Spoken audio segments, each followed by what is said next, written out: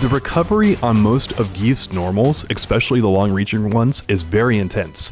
For example, his charge standing heavy punch has 24 frames of recovery on whiff, so you see Gief players fish with this a lot neutral, and it's a type of thing where if they're whiffing, you can blow them up really hard, and you do not want to be punch countered in this game because you're adding additional damage, drive rush gauge return, or drive gauge I should say return, and it's an extra +4 on hit when this is going on. So Zangief has 12 core normal buttons, standing and crouching. 75% of his normals have at least 16 frames of recovery on them, and the startup of these moves also tends to be a tad bit slower as well than the rest of the cast. Not in all cases, but in many cases. And then if you want to look at his command normals, 10 out of 12 of those have 17 frames of recovery or more. So this is a character you do not want to whiff with your normals while you're playing as Gief, as most of the buttons he hits are very large commitments when compared with the rest of the cast. But he does have some really good normals in his crouching light punch, which is +1 on block, which is very rare to have in this game. And then his crouching light kick is a 4-frame normal that reaches a fairly good ways for a light move, which we're going to talk about Lily here in a second. So when you're comparing 4-frame normals that go a good distance, like Gief having that at all is a really good thing. But John, what were your defensive discoveries about Zangief? Like, what things did you see that did not click well for the character? Well, so he does have the crouching light kick, which is a low, and that's something because you can't block it standing. You have to be crouching, and then so you're going to open up some people that are blocking. So that is nice to have, and that translates into some routine combos that, similar to Manon, he has options out of. You know, he can go into ending in a lariat, or he can go into maybe a special, and drive rush into more. Just really quickly, with lariat, you have to be pretty close for that, and I was just playing him earlier today. I wanted to get a little bit of a feel for what he does. And it's pretty tricky to convert with that in the sense of, like, they have to be pretty much on top of you for you to get that, or you have to use OD, and even then kind of connecting OD lariat off of lights is a little bit weird. It's a bit more consistent than the normal one, but it's still kind of, it's not a guaranteed thing, at least as far as I've experienced so far. Not as effective as Manon.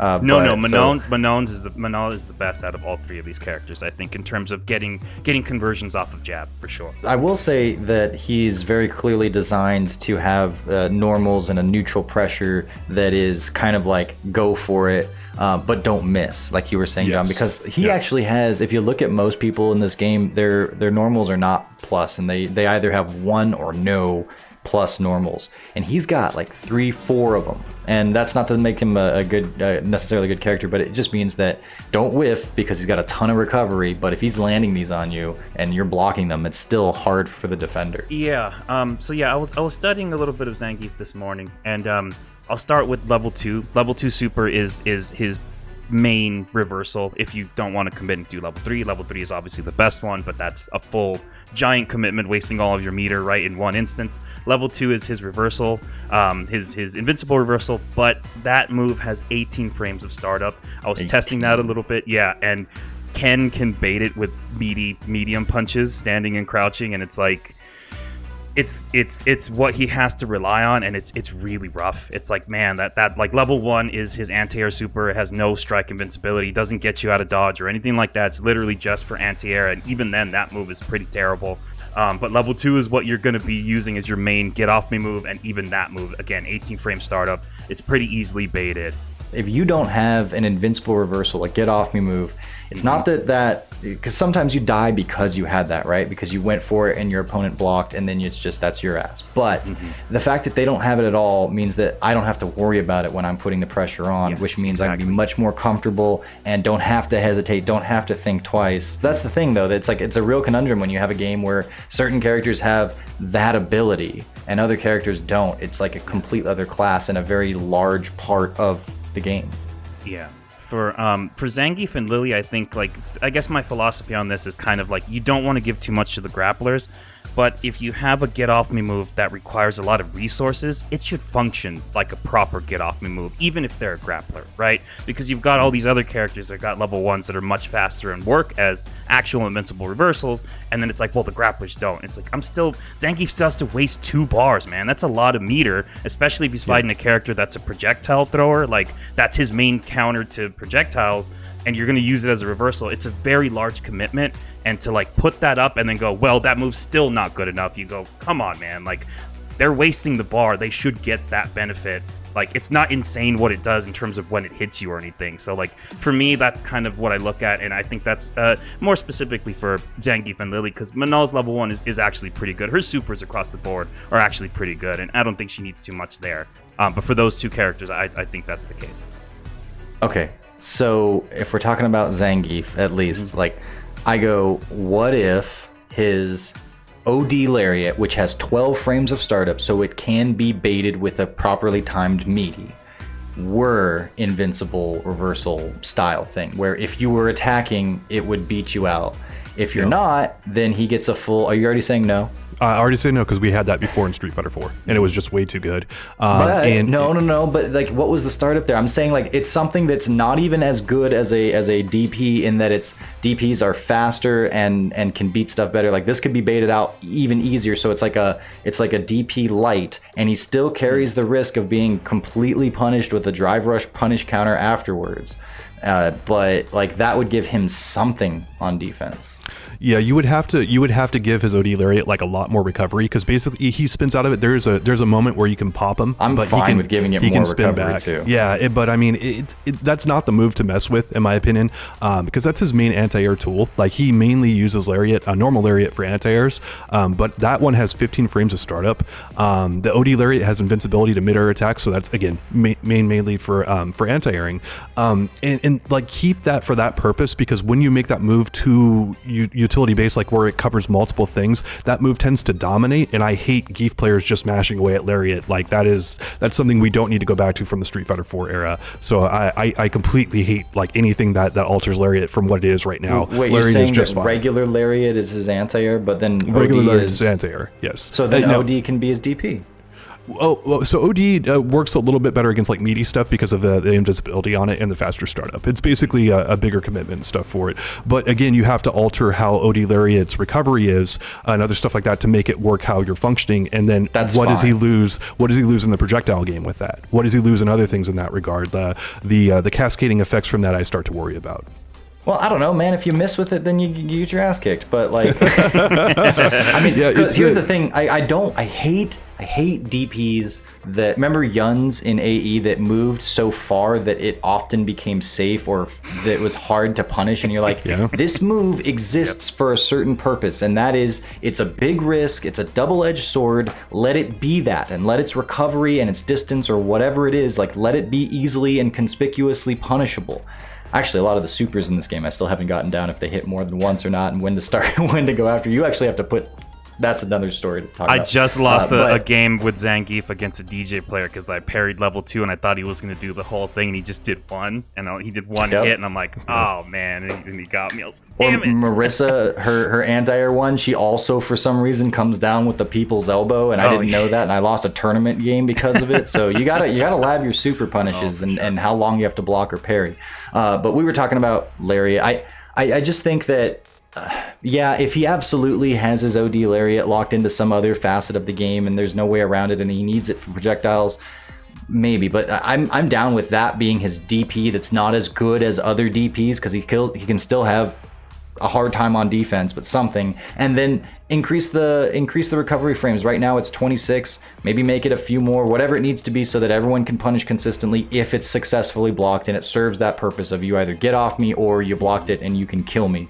And it doesn't have like 3 hours of active frames or something like that, because that would be frustrating too. Like, have the recovery be after the active is done, whatever. But I think he could benefit from something like that, because Geef is often tossed around, and I don't think he's the worst in the game, but people will say he's the worst in the game, and it's easy to say that, and it's, but when he's in that discussion, a lot of Geef players say that, yeah. A lot of Geef players are like, this character's terrible and please buff him a million times. And it's like, no, Geef is actually, in my opinion, perfect where he's at. He's the character I would touch the least out of all this list, because it's like, he already won a CPT event. Snake Eyes won it. Really strong Geef players are winning with this character. He's a grappler. He should not be altered from what he is right now, if you ask me. I was doing some research on Lariat and trying it out and using it in real matches and stuff. I actually would. So, like, Lariat is good in different ways that people don't. I don't know if everybody really realizes, but it could stop, like, even regular Lariat can stop some of the YOLO moves like Dragon Lash or Blanca Beast Ball pretty clean. It can stop E-Honda's Headbutt as well, but that one's a little bit more of a tricky kind of interaction. If you use it too late, you'll get hit out of it. But it has some utility that's really interesting. The one thing I would probably do to it, though, is that it can be a little bit wonky when it comes to cross-ups, and obviously he's spinning and hitting on both sides. If anything, maybe buff OD so that it does properly hit on both sides, because it can be a little bit weird there. That's something that I don't think that's too crazy. It's like, hey, he's committing, he's using the meter, let him hit both sides and stop the cross-up because, you know, he's Geef, he has terrible defense. At least give him that, because I think that seems pretty fair from what I've seen and experienced so far.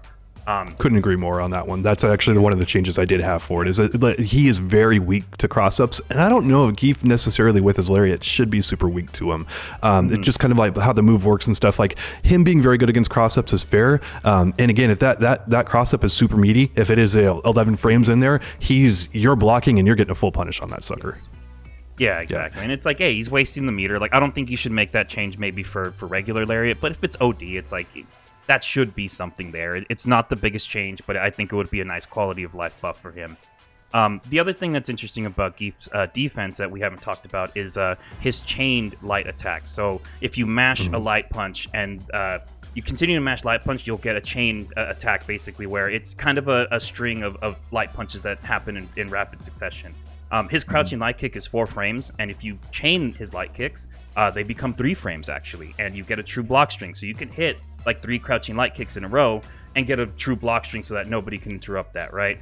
That's pretty interesting when you look at it in the defensive way of like, hey, if this is a defensive crouching light and I'm in the corner, I can at least get that block string and push the opponent away enough to give me some breathing room. It's not insane, but it's a nice thing to have for Geef, and he can also kind of mix things up and do 2 crouching light kicks instead of 1, instead of 3, which leaves him at perfect SPD range, stuff like that. So he can do some interesting things with his chain attacks that I don't know if a lot of people really have seen before, but that's another little feather in his cap for his defense as well.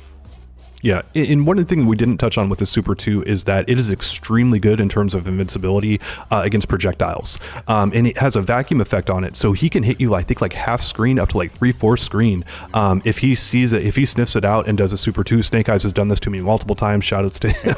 That is not fun to have to deal with.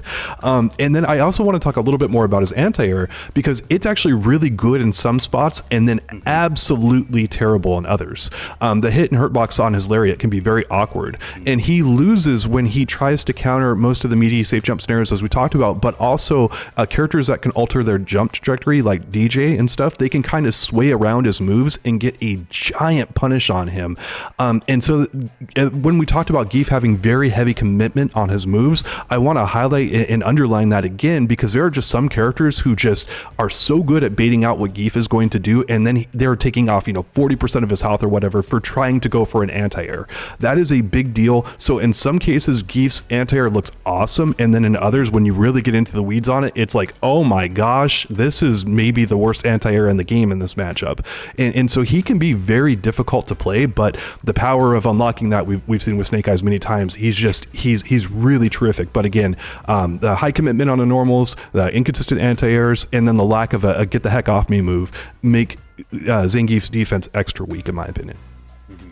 And to that, though, as well, like, we're talking about how bad his defense is and stuff like that. And earlier, John, you were saying, like, you think you would touch Geef the least on this whole list of characters, right, in terms of, like, buffing their defense. And to that point, I think that's true as well. I agree with that, because the amount of damage he can dish out if the opponent makes a mistake is so much. Like, getting a punish counter OD SPD is, like, so much damage. What is it, like 3,900 damage or something like that? It is tremendous for 2 bars.